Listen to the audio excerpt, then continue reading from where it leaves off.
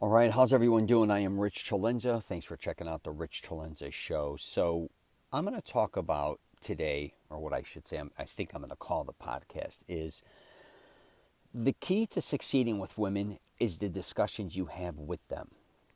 If you know anything about me, I have a program called Mastering Self-Confidence where I try to help men find the woman or women of their dreams.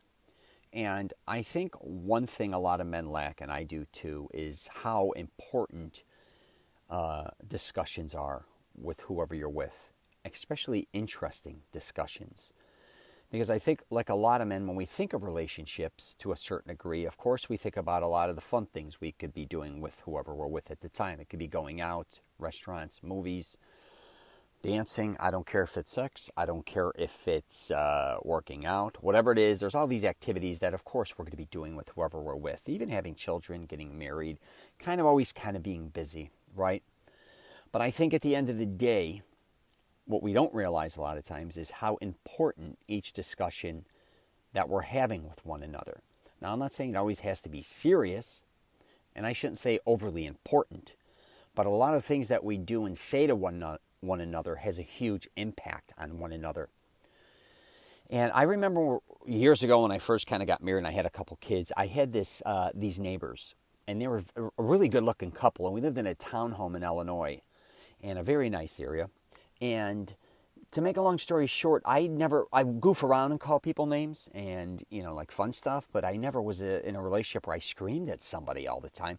I've gotten arguments and yelled. I'm not saying that, but I'm not a screamer. And I never wanted to verbally abuse, like to the point where I'm yelling or degrading anybody I was with. I'm not saying I'm perfect. I've had days like that, but I'm not saying that was not a big part of my relationship.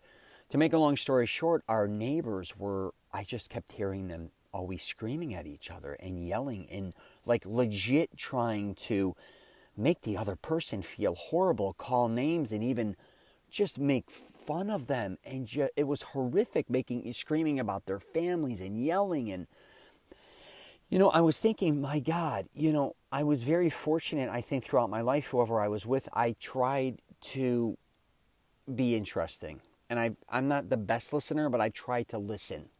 And I'm definitely not someone who's going to come home intoxicated or ever put whoever I'm with, hopefully, in a bad position. I don't like yelling or screaming for the most part, unless it's more fun yelling and that type of thing. Again, doesn't mean I don't yell. Let's not get crazy here. But for the most part, I think I realized at that point in time I had an entirely different relationship with somebody than somebody else. Now, what was really crazy to me is I grew up around a lot of people that were verbally abused. I think a lot of us have.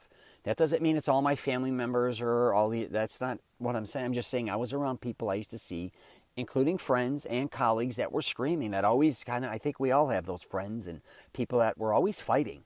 There's always drama and there's all this shit yelling at each other. And I'm like, how does this work, right? Why would we be in a position where we have to behave this way, or you're allowing someone to make you behave that way as well? And, back to making really interesting discussions.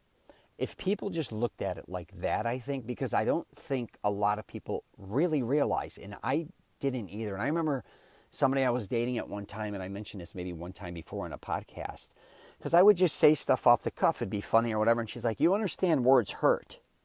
And it hit me in the face. I'm like, no, I'm not I didn't get that. I'm like, I'm just kidding her. I'm just saying that. She's like, yeah, but you have to realize what you say a lot of times has a profound effect on how I feel about you. And I never thought about it like that, because she could have said anything to me, good or bad or whatever, and I've just swiped it off my shoulder and been like, oh yeah, okay, I got you, you're in a bad mood. Oh, I got you, something bad happened. That's how I always looked at a lot of things, like, oh, she's in a bad mood. Oh, she's moody. Oh, who cares? We'll get over this. In 24 hours, we'll forget about this. Maybe they're not going to forget about it. That goes for men and women. I think a lot of times, we sometimes have to understand that, again, it's not what we do always that has, of course what we do has a huge effect on us, right, in a relationship. But what we say, when we say it, what time of the day we say it, why we said it, the timing of it, who we said it in front of, what was the real meaning behind it. All these different types of things come into play. And, I'm not here to tell anybody, again, how to live their life within a relationship or what works best, because we all live entirely different lives. But I've been talking a lot with men, with some of my friends, or some getting divorced, some just looking to find, get in a relationship. And I keep kind of going back now to making things interesting. I think a lot of us have kind of lost a little bit of that. I think we're looking on our phones, paying more attention, I guess you could say, to a certain degree, to our phones than we are to the people we're with a lot of times. And we find what the phone has to offer a lot more interesting than actually sometimes who we're with. It could be your computer, it could be Netflix, it could be television, whatever. But if you really want, I think, to have a long-lasting relationship, but a good one, you're really going to have to take a look at the discussions you're having and making sure they're interesting. Not only what you're saying, but maybe your partner as well. And if they're not that interesting to you after a while, you got to sit back and say, is this really the right person for me? Because like I said, after a while, as you age especially, at least that I see for the most part, that doesn't mean you're less active, but it takes a lot more, I think, as time goes on to hold on to a very strong relationship. I do think no matter who you are, there's going to come a lot of times where you're sick of one another, you're sick of listening to one another, you've heard it all. If you don't have, again, new things to talk about, or you're not learning new things, or you can't learn new things from your partner, it becomes redundant. It becomes boring. It becomes like your life becomes kind of a rerun. So if you may consider, taking on new adventures, learning about new things, and incorporating that also into your discussions with whoever you're with. Again, not things that you think that are going to ruin your relationship, but things that may help it grow. So, you got any questions or comments, you're welcome to hit me up. My program is Mastering Self-Confidence. That's online. You can get that at masteringselfconfidence.com. richcelenza.com is my website. I love hearing back from people. I don't care if you're a man or a woman. Really, next time you sit at the table with whoever you're with, I don't care if it's a first date, I don't care if you've been dating for years, is what you're talking about the same shit you've already talked about for years? Is it boring?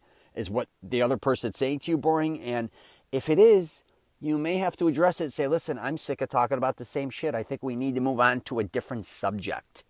And I think a lot of us, especially now with the news and politics and all this other shit, keep kind of talking about a lot of the same things over and over again, and really nothing's coming out of it. And before you know it, and I talk about this a lot, instead of like your conversations making somebody more attractive to you or wanting them to pay more attention, you're actually turning that person off, and then it's like a social cue. They're not listening to you, or they're closing you out.